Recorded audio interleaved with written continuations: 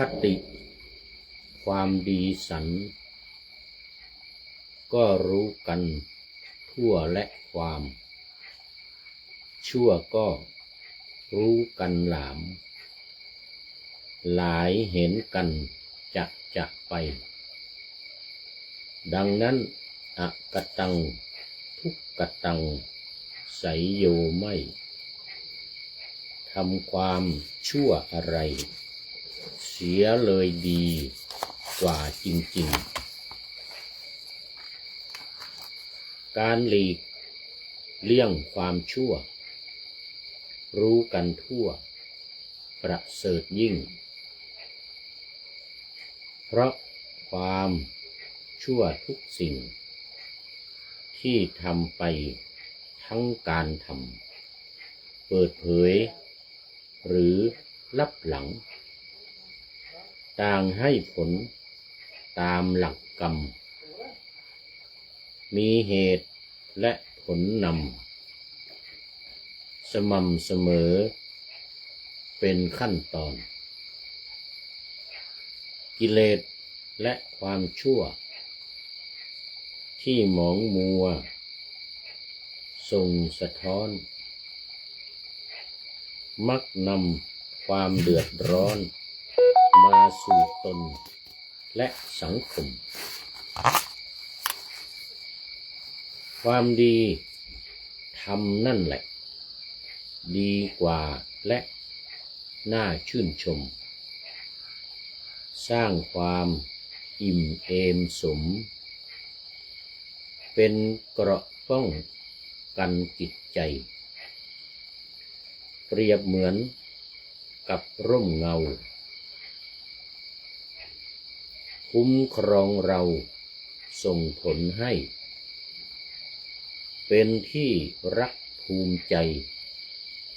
ของผู้คนรอบข้างเราการเอาชนะใจตนเองได้จะบรรเทาความชั่วละมัวเมาหันมาทำความดีกันถือคติชนะอื่นหมื่นแสนไม่แม้นเหมือนยังแชเชือนแตกหักได้สักผลแต่ชนะถึงหนึ่งในใจของตนประสบผลเยี่ยมยอดตลอดกาลขอถวายความนอบน้อมแด่พระรัตนตรัยมีพระพุทธเจ้าเป็นต้นขอถวายความเคารพพระมหาเถระพระเถรานุเถระเจ้าคณะพระสังฆาธิการทั่วโลกมีพระเดชพระคุณพระธรรมเสนาบดีเจ้าคณะภาค7วัดพระธาตุดอยสุเทพเป็นต้นและขออำนวยพรแด่ท่านผู้ฟังท่านผู้ชมสาธุชนพุทธบริษัททั้งหลายวันนี้รายการธรรมทัศน์ของวัดพระธาตุดอยสุเทพออกอากาศทางสถานีวิทยุวปท2จังหวัดเชียงใหม่มีร้อยเอกจำนงปัญญาวัฒโนเป็นหัวหน้าสถานีและอาตมภาพพระครูปริยัติยานุศาสตร์เป็นผู้บรรยายเป็นประจำทุกวันเวลา 7:30 นาทีถึง 8 นาฬิกาตอนนี้ขอต้อนรับพระเดชพระคุณพระพัสโลภิกขุกราบนมัสการกราบท่านพระอาจารย์โอ้โหสาธุสาธุครับผมนี่จากนนทบุรีโอ้โหสาธุสาธุวันนี้นนทบุรีมาก่อนเพื่อนเป็นอาทิกัลยาโนผู้มีความงามในเบื้องต้น ได้แก่ศีลเพราะว่าเดชพระคุณเข้ามาแต่หัวรุ่งไก่ไม่ทันโหสุริโยยังไม่จับขอบฟ้าป่าหน้าธรรมะยังไม่เสร็จเข้ามาแล้วขอบคุณมากครับผมวันนี้ก็ดึกแล้วนี่นึกว่าจะไม่มีใครละนึกว่าจะพูดให้ผีฟังท่านอาจารย์ประภัสโรภิกขุก็ยังเข้ามาอยู่ขอบคุณมากขอบคุณมากโมทนาเป็นอย่างยิ่งนะเอาละตอนนี้ก็เข้ามาสู่เนื้อหาสาระของธรรมะกันเลยต่อจากเมื่อวานวันนี้น่าจะจบแน่วันนี้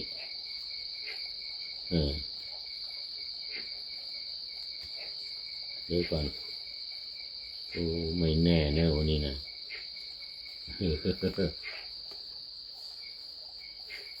อุคเสนบุตรเศรษฐีบุตรเศรษฐีชื่ออุคเสนเล่ามาหลายวันแล้วนี่วันนี้ก็จะจบแน่แต่ก็ไม่แน่เมื่อวานนี้ก็มาถึงตอนที่พุทธองค์แสดงธรรมจบสัตว์84,000ได้การตรัสรู้ธรรมไม่ใช่ธรรมดานะ84,000นะ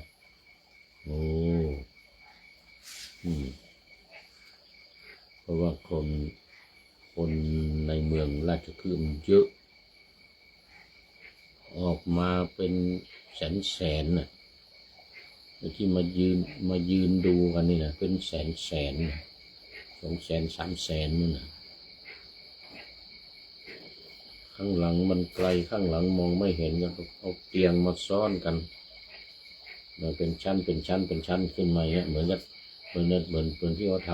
ำอัศจรรย์อัศจรรย์ที่ดูกีฬาแต่สมัยนั้นมันไม่ได้ทำอัศจรรย์ไว้เพื่อเหมือนสมัยนี้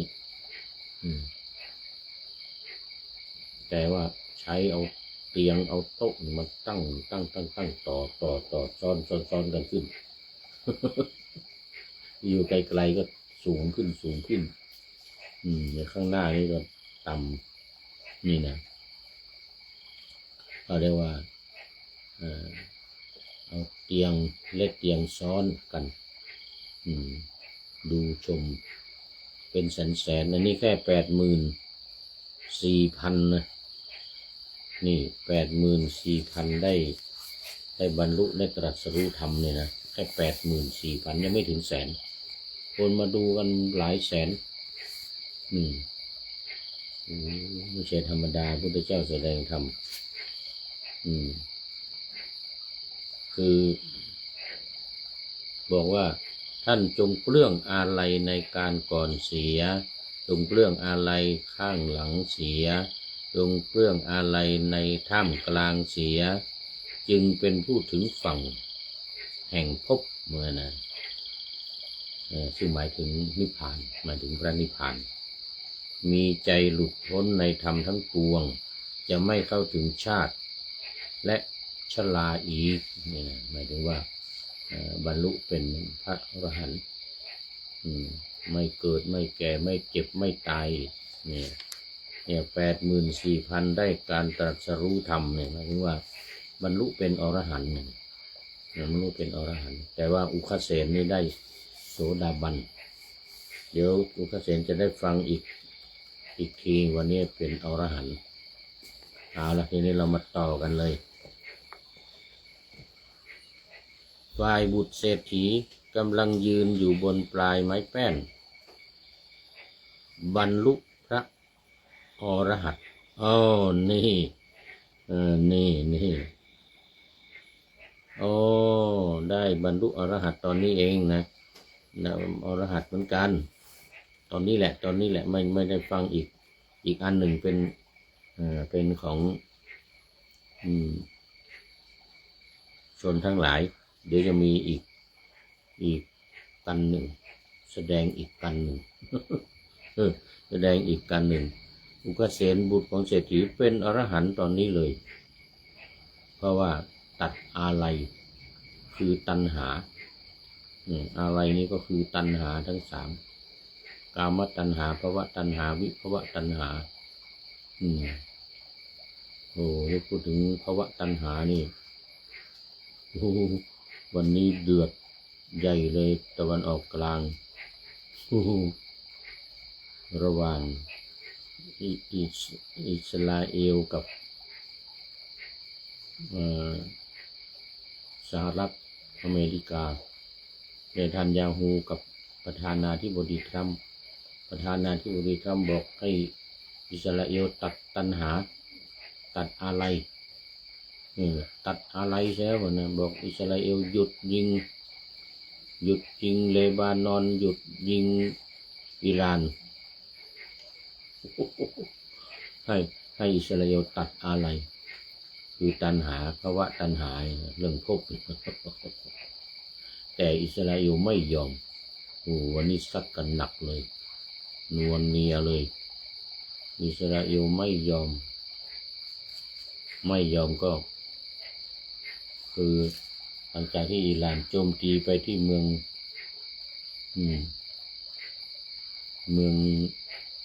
ไฮฟาทางภาคเหนือของอิสราเอลตอนนี้อิสราเอลยิง3 เมืองตอบโต้ไม่ฟังสหรัฐไม่ฟังประธานาธิบดีทรัมป์บอกว่าให้ละอาลัยเสียให้ตัดอาลัยเสียตัดพวกนี้นะหยุดยิงว่าแค่นี้หยุดยิงทั้งในเลบานอนทั้งอิหร่านให้หยุดได้แล้วว่านะไม่ยอมเนทันยาฮู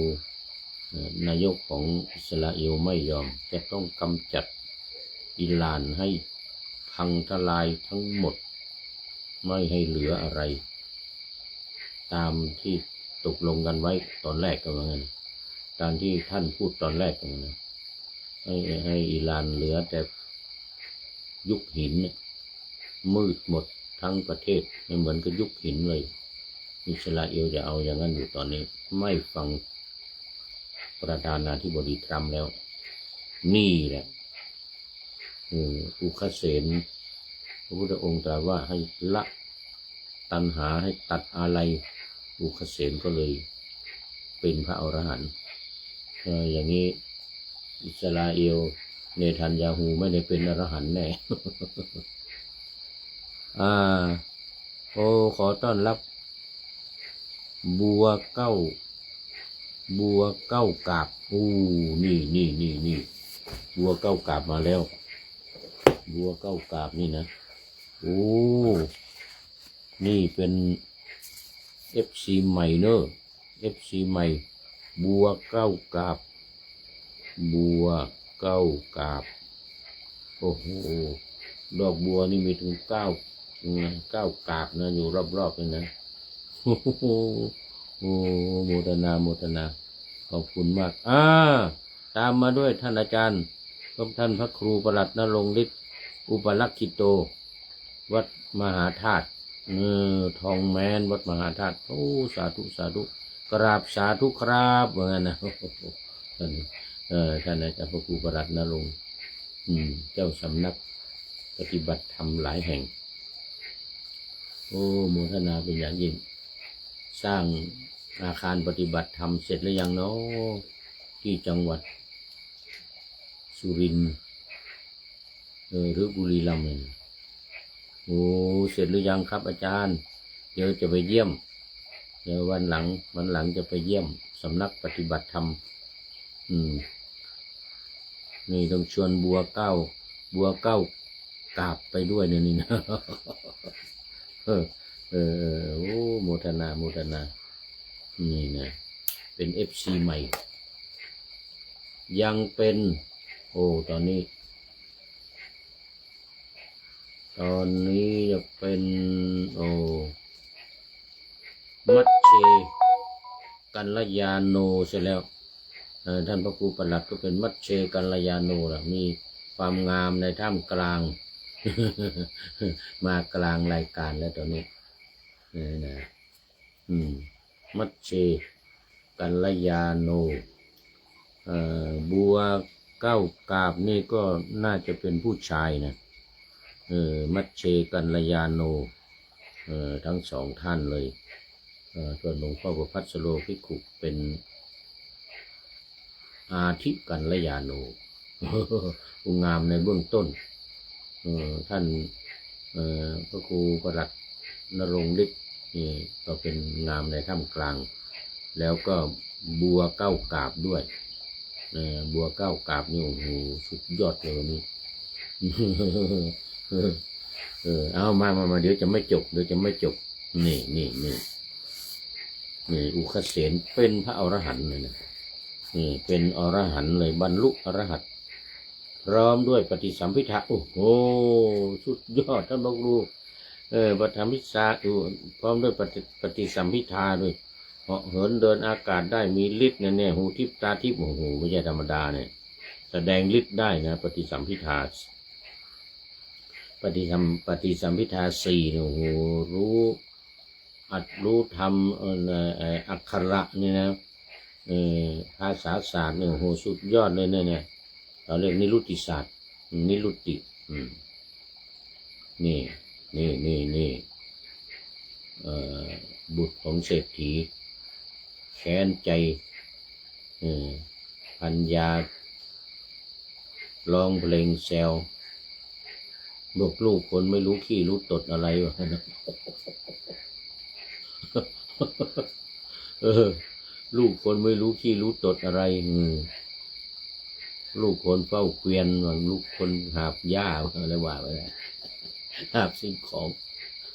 ไม่มีความรู้อะไรโอ้ท่านพระครูประหลัดบอกว่าเดือนนี้ได้มีโอกาสต้อนรับพระสงฆ์คณะ Walk for Peace ครับโอ้ Walk for Peace จากประเทศสหรัฐอเมริกาโอ้โหเห็นแล้วผมเห็นอยู่เห็นโปรไฟล์โอ้น่าดีใจมากแล้วเห็นมีไอ้นั่นมาด้วยนะสุนัขอีกตัวหนึ่งสุนัขอีกตัวหนึ่งสุดยอดเลยสุนัขตัวเนี้ยไปไหนเขาก็เอาไปด้วย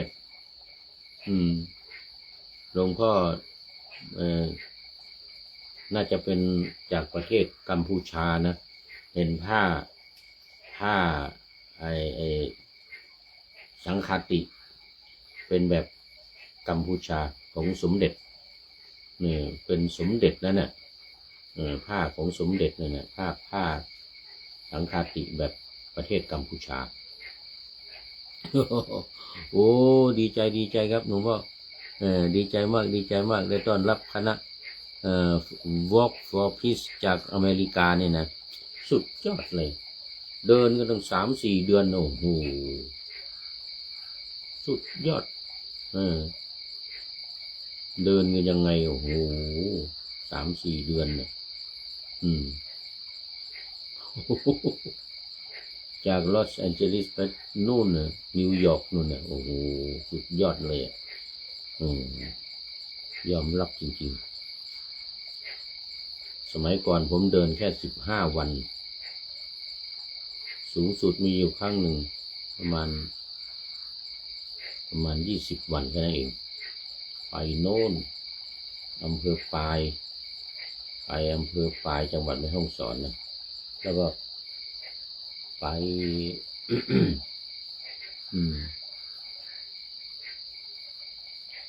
โน่นไปออกทางแม่เสลียง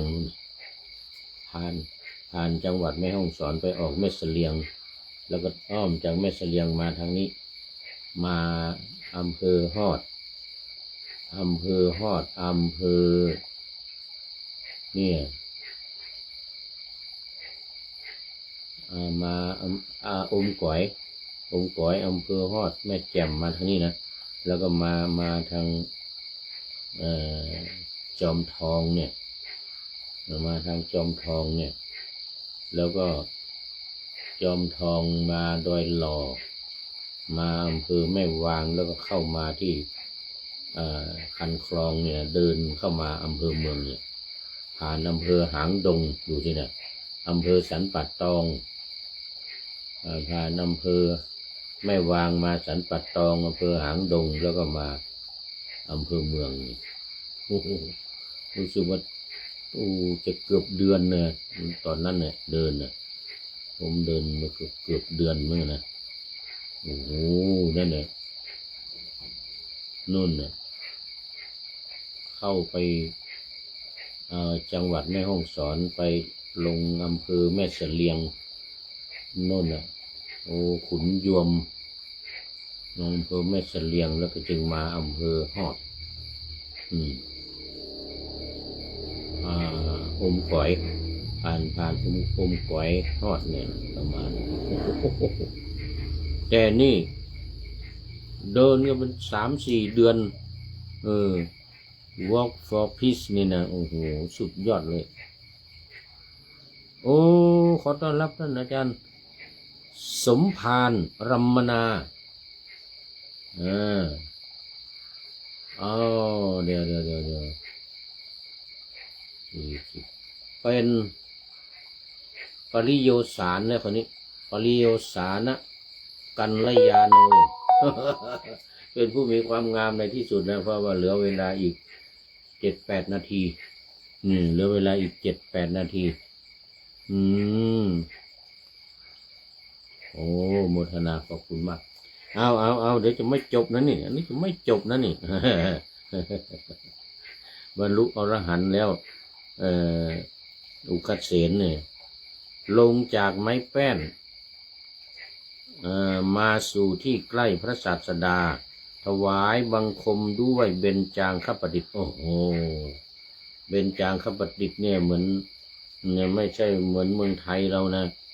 เมืองไทยเรามาเปลี่ยนเป็นเอาแค่หัวเข่า2มือ2หน้าผาก1เป็น5เบญจางคประดิษฐ์ในเมืองไทยเราแต่เบญจางคประดิษฐ์ของอินเดียนี่เอาปลายเท้าด้วยนะปลายเท้าหัวเข่าปลายเท้านี่1หัวเข่านี่2ข้างนี่นับ2ศอก2ข้างนี่นับเป็น3มือ2ข้างนี่เลยนะเป็น4หน้าผากของแตะพื้นเป็น5นี่เป็นจางคประดิษฐ์จริงๆทั้งนั่งกราบทั้งยืนกราบนะนั่งก็นั่งคู่เข่าใช่ไหมปลายเท้าถูกหัวเข่าถูกแล้วก็ศอกลงไปแตะพื้นมือ2ข้างแตะพื้นหน้าผากลงแตะพื้นอย่างนี้เลย5เบญจางคประดิษฐ์แต่เมืองไทยเราเอาหัวเข่าถือว่า2ข้างซ้ายขวาเป็น2แล้วก็มือศอกไม่เอาแล้วเอามือ2ข้างเป็น4หน้าผาก1เป็น5นี่เบญจางคประดิษฐ์เมืองไทย เบญจางคประดิษฐ์เมืองไทยอันนี้ของอินเดียนี่เบญจางคประดิษฐ์จริงๆ5แตะพื้น5อย่างเลยเนี่ย ไปเห็นมาแล้วที่เขากราบที่อินเดียเนี่ยโอ้ครบทั้ง5เลยจริงๆ แล้วก็ทิเบต ทิเบตนี่ยืนกราบเลยไม่นั่งยืนกราบเลยนะถ้าพอเอาขึ้นหัวอย่างนี้เลยนะ ขึ้นหัวอย่างนี้เลยเอาลงมาหน้าอกแล้วก็นั่งกระโยงลงไปเอาเข่าลงแตะพื้นแล้วก็เหยียดลำตัวยาวไปข้างหน้าเท้าเหยียดไปข้างหลัง หน้าอกด้วย โอ้หน้าอกด้วยนะถูกพื้นมันไม่ใช่เบญจางนะมันยังไม่5นะมันเป็น6แล้วมั้งเนี่ย เบญจางคประดิษฐ์เป็นฉะแล้วทีนี้เป็นฉะอะไรกันเนี่ยเป็นฉางคประดิษฐ์ใช่หรือเป็นอกอะหน้าอกแตะพื้นด้วยอะหน้าอกแตะพื้นหน้าผากมือสองข้างหัวเข่าแล้วก็ปลายเท้าเหยียดยาวนอนลงไปอย่างนี้เลยเหยียดยาวนอนลงไปหน้าผากแตะพื้นเวียนจางคประดิษฐ์น่าจะเป็นฉางคประดิษฐ์ใช่แล้วเพราะหน้าอกติดพื้นด้วยไม่ใช่เบญจางแล้วเป็นฉางคประดิษฐ์แล้วด้านพระครูด้านพระครูประหลัดหมู่ที่เบสนะหมู่ที่เบสกราบนี่นะยืนนะพอยืนขึ้นยกมือขึ้นอย่างนี้นะข้างบนขึ้นแล้วก็กราบลงไปเบญจางคประดิษฐ์ทูลขอบรรพชากับพระศาสดาโอ้โหลงจากไม้แป้นมาเนี่ยทูลขอบรรพชาแล้วเพราะเป็นพระอรหันต์แล้วลำดับนั้นพระศาสดาทรงเหยียดพระหัตถ์เบื้องขวาตรัสกับนายอุคเสนนั้นว่าตอนนี้เป็นอรหันต์นะท่านจงเป็นภิกษุมาเถิดนี่เอหิภิกขุเหยียดพระหัตถ์ขวาไปอย่างนี้แล้วก็ตรัสว่าเอหิจงมาเอหิเนี่ยมันเป็นหนึ่งประโยคนะเอหิเนี่ยนะตะวังอันว่าท่านเอหิจงมาภิกขุจงเป็นภิกษุโหตุจงเป็นเดี๋ยวโหหิโหหิจงเป็นใส่เข้ามาคำว่าภิกขุคำเดียวนี่เป็นหนึ่งประโยคแล้วก็เอหิก็หนึ่งประโยคเป็นสองประโยคนะเอหิภิกขุนี่นะสองประโยคที่เราว่ากันว่าเอหิภิกขุอุปสัมปทาเนี่ยนะการอุปสมบทด้วยเอหิภิกขุเอหิเป็นหนึ่งประโยคตะวังนั้นว่าท่านเอหิจงมาแล้วก็ภิกขุจงเป็นภิกษุโหหิจงเป็นแปลเป็นภาษาไทยสั้นๆก็คือจงเป็นภิกษุมาเถิดจงเป็นภิกษุมาเถิด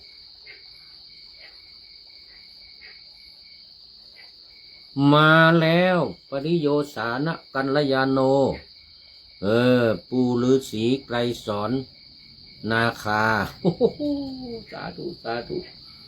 คืนนี้นึกว่าจะพูดให้ผีฟังปู่ฤาษีไกรสอนมาแล้วกราบสาธุสาธุสาธุโอ้โหสาธุจริงๆนี่มรรคนายกผู้จานวัดเชียงยืนผู้จานวัดเชียงยืนก็มรรคนายกวัดเชียงยืนเป็นสุดท้ายจริงๆใกล้จะหมดเวลา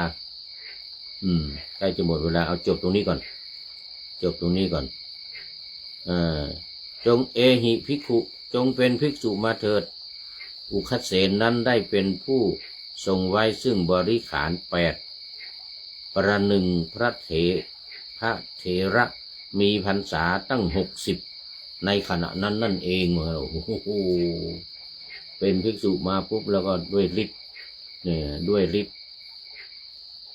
บริขารทั้ง8เนี่ยมาเกิดขึ้นด้วยฤทธิ์ของพระพุทธเจ้าเลยด้วยอานุภาพของพระพุทธเจ้าบริขารทั้ง8เกิดขึ้นแล้วก็อุคเสนก็นุ่งห่มผ้าไตรจีวรมีบริขารทั้ง8ครบหมดด้วยพระฤทธิ์ของพระพุทธเจ้าอานุภาพเขาเรียกอานุภาพของพระพุทธเจ้าเอาไว้แค่นี้หมดเวลายังมีต่ออีกเนี่ยยังมีต่ออีกนี่โหเยอะอีกยาวนี่ยังมีพระตรัสบอกนิสัยของพระอุปเสนแล้วก็บุพกรรมของอุคเสนนี่อีกนี่ต้องเล่าเรื่องบุพกรรมของอุคเสนนี่อีกนะนี่นะโอ้เดี๋ยววันต่อไปวันนี้หมดเวลาของปู่ฤาษีไกรสอนเป็นสุดท้ายในวันนี้ ปริโยสานะกัลยาโน พระโมทนาเป็นอย่างยิ่งเอาแล้วทีนี้ก็มาดูข้อคิดท้ายรายการวันนี้ได้จากท่านนายพลนเรศจิตรักท่านนายพลนเรศจิตรักของเรานี่เองเรื่องคติการทำความดีคติการทำความดีแล้วก็ละความชั่วสองอย่างทำความดีแล้วก็ละความชั่วบอกว่าคติความดีสันตัวนี้สัพพะนะทั้งปวงนะความดีทั้งหมดคติความดีสันก็รู้กันทั่วและความชั่วก็รู้กันหลายเห็นกันจะไปนะดังนั้นอกตังทุกตังไสยโยไม่มีบาลีด้วยแต่บาลีไทยบาลีเขียนอักษรไทยดังนั้นอกตังทุกตังไสยโยไม่ทำความชั่วอะไรเสียเลยดีกว่าจริงๆโอ้โหต้องแปลเป็นภาษาไทยด้วยภาษาบาลีแล้วแปลเป็นภาษาไทยด้วยประเรียนทำ8 ประโยคท่านนายพลนเรศจิตรักของเรานี่นะประเรียนทำ8 ประโยคอดีตอสจ.อนุศาสนาจารย์กองทัพบกนี่ที่เชียงใหม่นี่ค่ายกาวิระการหลีกเลี่ยงความชั่วรู้กันทั่วประเสริฐยิ่งเพราะความชั่วทุกสิ่งที่ทำไปทั้งการทำเปิดเผยหรือลับหลังต่างให้ผลตามหลักกรรมมีเหตุและผลนำสม่ำเสมอเป็นขั้นตอนกิเลสและความชั่วที่หมองมัวส่งสะท้อนมักนำความเดือดร้อนมาสู่ตนและสังคมอันนี้ข้อหนึ่งนะนี่ข้อหนึ่งการหลีกเลี่ยงความชั่วข้อหนึ่งตั้งแต่ความชั่วทุกสิ่งนะเพราะความชั่วทุกสิ่งอันนี้เป็นข้อหนึ่งที่ทำไปทั้งการทำเปิดเผยและลับหลังต่างให้ผลตามหลักกรรม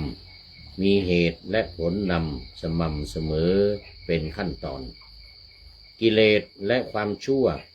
ที่หมองมัวส่งสะท้อนมักนำความเดือดร้อนมาสู่ตนและสังคมนี่ข้อหนึ่งต่อไปข้อสองความดีทำนั่นแหละดีกว่าและน่าชื่นชมสร้างความอิ่มเอมสมเป็นเกราะป้องกันจิตใจเปรียบเหมือนกับร่มเงาคุ้มครองเราส่งผลให้เป็นที่รักภูมิใจของผู้คนรอบข้างเรานี่ข้อสองต่อไปข้อสามการเอาชนะใจตนเองได้จะบรรเทาความชั่วละมัวเมาหันมาทำความดีกันแล้วมีคติต่อท้ายว่าถือคติว่าชนะอื่นหมื่นแสนไม่แม้นเหมือนยังแชเชือนแตกหักได้สักหนแต่ชนะถึงหนึ่งในใจของตนแต่ชนะถึงหนึ่งในใจของตนประสบผลเยี่ยมยอดตลอดกาลขอบคุณท่านนายพลนเรศจิตรักไว้ณที่นี้เป็นอย่างยิ่ง ขอนำรายการธรรมะทัดไปก่อนแล้วจะย้อนมาใหม่ในวันหลังเพื่อให้ท่านทั้งหลายได้รับฟังพระธรรมเทศนังเหมือนดังเดิมเป็นธรรมะจากพระไตรปิฎก3 ธรรมบท